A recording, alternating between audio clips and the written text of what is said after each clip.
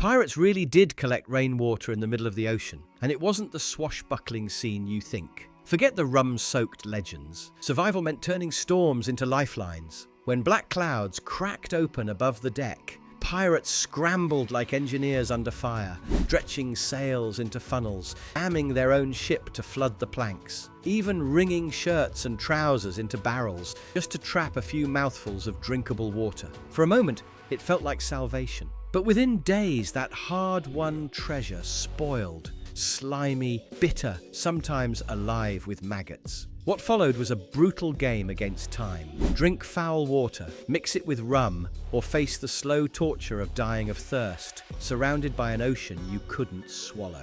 This is the real story, how pirates fought, and often failed, to turn rain into survival at sea. Every pirate sailed under a death sentence, not from the hangman's rope, but from the relentless grip of thirst. 3 days. That's all the human body can survive without water. And pirates were surrounded by millions of gallons of the stuff they absolutely couldn't drink. Seawater doesn't just fail to help, it actively kills you faster. When you drink salt water, your kidneys work overtime processing the excess salt, forcing you to piss out more water than you took in. You literally accelerate your own death. For pirates, the ocean wasn't salvation, but mockery. A vast, merciless expanse that covered 3/4 of the world, yet offered nothing to drink. Fresh water became more valuable than gold, more critical than gunpowder, more essential than any treasure they could steal. Captains would have crew members whipped and pickled for stealing water, because they understood that every drop meant survival or death. The theft of a cup of water could spark mutinies that would end with corpses floating in the wake. This scarcity was so extreme, so absolutely life-threatening, that it transformed pirates into some of history's most ingenious water collectors. They turned their ships into floating collection systems, weaponized every piece of fabric they owned, and developed techniques that would make modern survival experts weep with respect. But here's the thing that makes this whole story so goddamn tragic. Even their most brilliant innovations couldn't beat the fundamental problem of the ocean itself. The mathematics of survival were brutal and unforgiving. A human body needs roughly half a gallon of water per day just to maintain basic functions, drinking, cooking, and minimal hygiene. But pirates were trying to survive on vessels that might carry enough water for weeks, not the months or years their voyages actually lasted. They were always running a deficit that could only be paid with rainwater or death. Pirates understood this arithmetic of desperation better than anyone. They knew that the moment their water supplies ran low, they had perhaps 72 hours before their tongues swelled, their kidneys shut down, and madness set in. This knowledge drove every innovation, every desperate technique, every impossible decision they made when storms appeared on the horizon. When storm clouds gathered on the horizon, pirates didn't see weather. They saw the difference between living and dying. But salvation only came to those who understood how to read the sky, like a survival manual written in vapor and wind. Pirates learned to distinguish between the passing showers that might last only minutes and the sustained storms that could fill every barrel on the ship. They studied cloud formations, wind patterns, and even the color of approaching weather systems, because their lives depended on predicting not just when rain would arrive, but how long they had to capture it. The moment rain was spotted, ships exploded into coordinated chaos. Crews had minutes, sometimes less, to transform their vessel from a means of transportation into a water-collecting machine. Pirates would race to haul casks up from the dark hold, their backs screaming as they moved containers that could weigh hundreds of pounds when full. The race was always against time and the ocean's whims. Weather at sea moved fast and changed without warning. A promising storm could vanish in minutes, leaving nothing but the bitter memory of missed opportunity and the growing spectre of dehydration death. Pirates learned to mobilize their entire crew in precision, with each man knowing exactly which casks to move, which rigging to adjust, and which collection points to monitor. Some storms were gifts from whatever gods watched over desperate men. Sustained downpours could fill dozens of barrels and extend a crew's survival by weeks. But other storms were cruel teases, brief sprinkles that barely wet the deck before moving on, leaving pirates more frustrated and thirsty than before. The psychological toll of watching salvation slip away was almost as brutal as the physical effects of dehydration. Pirates discovered that their sails, the massive canvas surfaces that drove their ships, could become life-saving water collection systems with nothing more than rope work and desperate ingenuity. When heavy rain began, crews would manipulate their rigging to transform sail fabric into enormous funnels. Instead of letting rainwater run off the canvas into the ocean like some kind of maritime suicide, they angled and tensioned the material so it channeled every drop toward barrels and casks. George Shelvocker, a privateer who survived long enough to write about it, described how his crew made the best use of a heavy downpour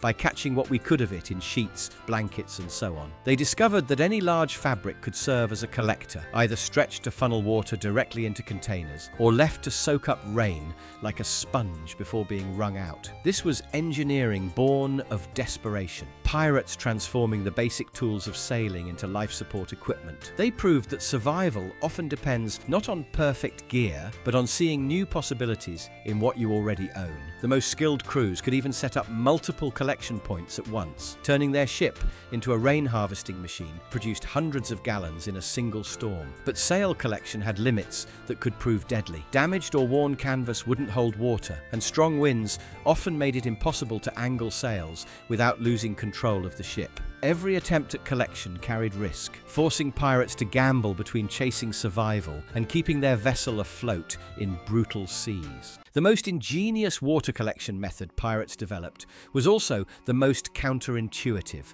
They deliberately flooded their own damn ships. Every vessel had scuppers, drainage holes designed to keep decks dry by channeling water overboard. Pirates realized they could sabotage this system for survival. During rainstorms, they plugged every scupper, transforming the entire deck into a shallow reservoir that trapped precious rainwater. Apprentice sailor Silas Told described the process. "We stopped up all the scuppers and saved about 6 casks of water by the use of the swabs, which we dried the decks with and which we wrung into the casks."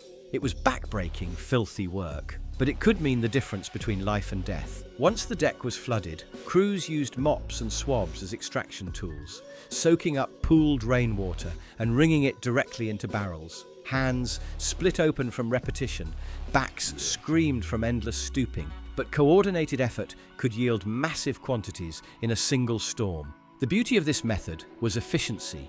Rather than chasing rain as it fell, pirates harvested it after it had already landed and gathered. But this efficiency came with a price. Decks were never clean, and the swabs picked up filth, tar, and organic matter.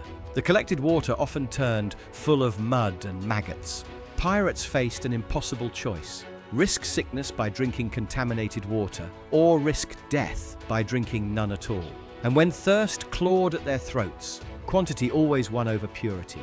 When proper equipment failed, or was never available in the first place, pirates discovered they could strip the clothes off their backs and turn them into emergency water-gathering tools. The technique was elegant in its simplicity and heartbreaking in its necessity. Cotton clothing worked best. It absorbed water efficiently and released most of it when wrung out with enough force. Pirates would remove shirts, pants, or any other cotton garments and hang them in the rain until the fabric became completely saturated with water. Once the clothing was soaked through, they would twist and wring it directly into whatever containers they could find: cups, cooking pots, bottles, or barrels. The process was labor-intensive, yielded small quantities, and left men naked in storms. But when facing death from dehydration, every drop of collected water represented another few hours of life. Pirates would use clothing collection simultaneously with other techniques, maximizing every possible source. While larger systems harvested the bulk of available rainwater, they would use their garments to capture additional drops from rigging, ropes, or areas their other methods couldn't reach. The harsh reality was this: when pirates were using their clothing to collect drinking water, they were already deep into survival mode, where desperation was driving every decision, and death was measuring time in hours instead of days. Pirates had to make calculations about which clothing to sacrifice for water collection. Outer garments were obvious choices, but sometimes men had to choose between keeping their pants and potentially collecting enough water to survive another day.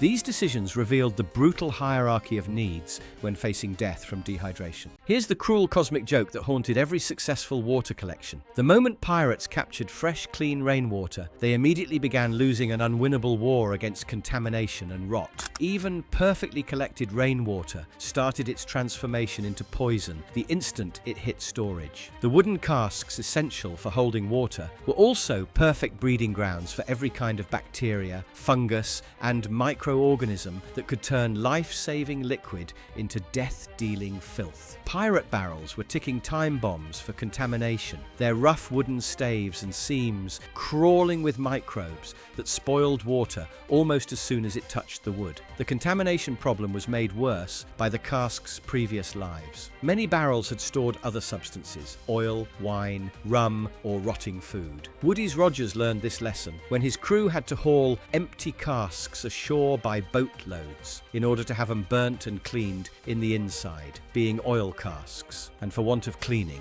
our water stunk insufferably. Even when pirates tried to clean their containers, the wood retained flavors and bacteria that would corrupt fresh water within hours. But even spotless casks couldn't prevent the inevitable degradation. The warm, humid conditions aboard ships created perfect environments for bacterial growth that would make modern microbiologists sick to their stomachs. Every time pirates opened a barrel to draw water, they introduced new contaminants from their hands, cups, and the surrounding air. Within days, sometimes hours, fresh rainwater would become very bitter and develop what Silas Told described as being full of mud and maggots. The water would develop slimy biofilms, bacterial colonies that created a disgusting film on the surface and made the liquid nearly undrinkable. What had been crystal clear salvation became a nauseating, potentially dangerous substance that pirates still had to consume to avoid death. The biological reality of water spoilage meant that even the most successful collection efforts were temporary victories in a war they could never win.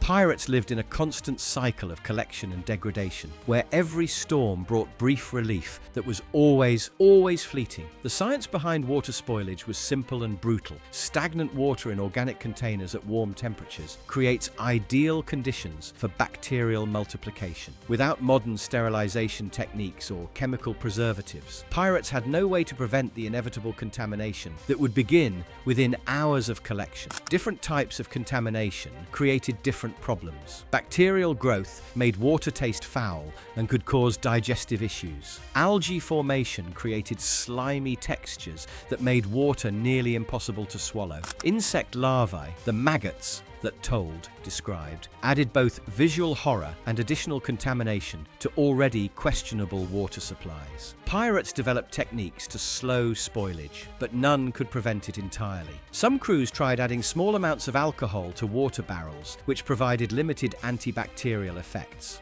Others attempted to keep water containers in cooler parts of the ship, but the limited effectiveness of these methods meant that spoilage was always inevitable. When all collection methods failed and stored water became a toxic soup, pirates crossed into territory where survival required choices that would destroy lesser men's sanity. The first compromise was drinking brackish water, fresh water mixed with seawater that pirates knew would accelerate their death. William Funnell described taking up a sort of water, which we call half wholesome, because it is brackish and tastes as if fresh water and salt were mixed together. Pirates understood this was essentially slow-motion suicide, but when facing immediate death from thirst, even water that hastened dehydration seemed preferable to no water at all. The psychological toll reached levels that broke men's minds. Pirates used survival techniques like choring of lead to quench drouth, sucking on metal objects to produce saliva, and create the mental sensation of drinking. While lead was toxic, the psychological relief of having something in their mouth helped combat the mental anguish of extreme thirst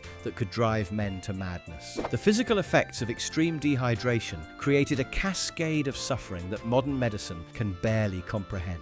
Pirates would experience swollen tongues that made speech difficult, kidney pain that felt like knives in their backs, and hallucinations that could last for days. Some men became so desperate they would drink their own urine, which only accelerated the dehydration process and hastened their deaths. The final stages of water shortage created scenes of horror that contemporary accounts struggle to describe adequately. Pirates would fight over drops of condensation, kill each other for access to contaminated water supplies, and make desperate attempts to create fresh water from seawater using improvised distillation methods that rarely worked and often wasted precious fuel and time. Some pirates reached the point where they would deliberately sail toward dangerous weather systems, gambling their lives on the chance that storms might bring rain. These desperate gambles sometimes paid off with life-saving water, but more often resulted in shipwrecks that killed entire crews who were too weak from dehydration to properly handle their vessels in dangerous conditions. In the end, pirates could catch the sky but never escape the sea. They turned canvas into funnels, decks into reservoirs, and even the clothes off their backs into lifelines. For a heartbeat, storms gave them hope, barrels brimming with the promise of survival. But the ocean was patient. Within days, their prize soured into slime, bitterness, and rot. Every sip became a gamble, every drop a reminder that nature wasn't fooled by human ingenuity. Pirates didn't just collect rainwater, they waged a war against a horizon that never ran dry, an enemy as vast and merciless as time itself. And the tragedy is this: even at their most ingenious, their victories were fleeting. The ocean always waited, undefeated, swallowing every triumph until only the struggle remained. In the end, survival at sea was never about freedom or fortune. It was about stealing moments of life from a world built to take them back.